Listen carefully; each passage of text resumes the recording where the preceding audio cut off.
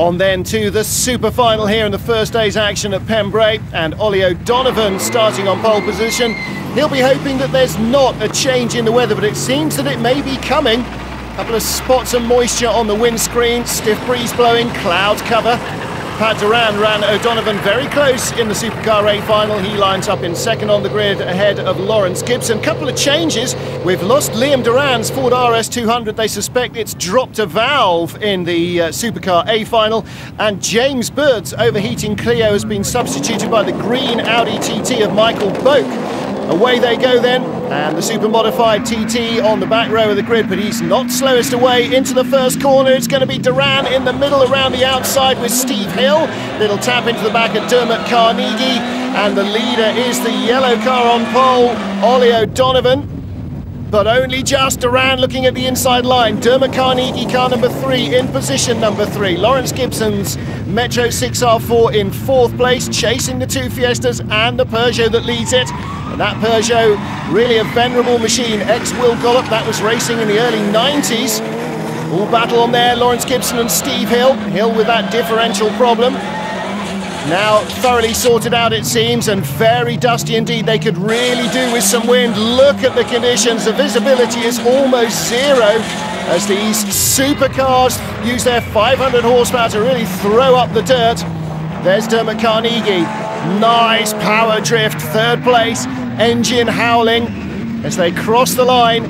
Ollie O'Donovan with the lead at the end of the first lap. But look at Duran, he really just drills it straight past the apex on the throttle using the full width of the road. Two very different driving styles. Duran is much more flamboyant, likes to keep the power on and steer the car with the throttle. O'Donovan just being a little neater and tidier and maybe just a little bit more defensive. Duran behind him can afford to use the road he wants to because he knows where he's going. O'Donovan doesn't. Still just a couple of drops of water on the windscreen, so it won't affect this race. But I wonder if we're in for a very different set of conditions for round 3 of the championship the next day. Well, Ollie O'Donovan holding on, and again Duran flamboyant as ever, using the power to get the nose going the way he wants it, but he's still not close enough. Dropping Dermot Carnegie in 3rd, Lawrence Gibson still in 4th, and he's managed to leave Steve Hill behind.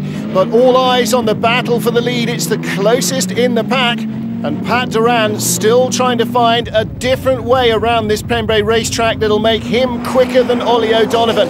Now look at the two Fiestas, ostensibly built around the same 3-door Fiesta body shell, but very different looking. In these supercars, you can really do whatever you like to the way that your bodywork is.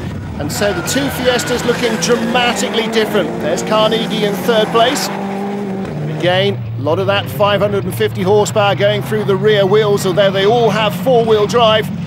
They're very much tail-happy cars, that's how they like them on the loose. Well, Duran's still all over the back of O'Donovan for the lead.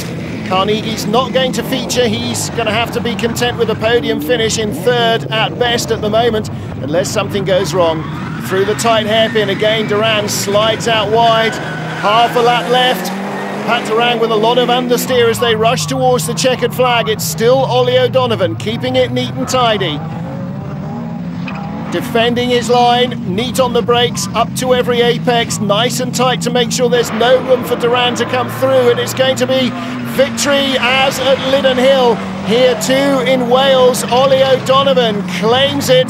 The checkered flag flies for him. The super final winner is Ollie O'Donovan. So 2 out of 2 for him. Pat Duran in 2nd, Dermot Carnegie in 3rd place.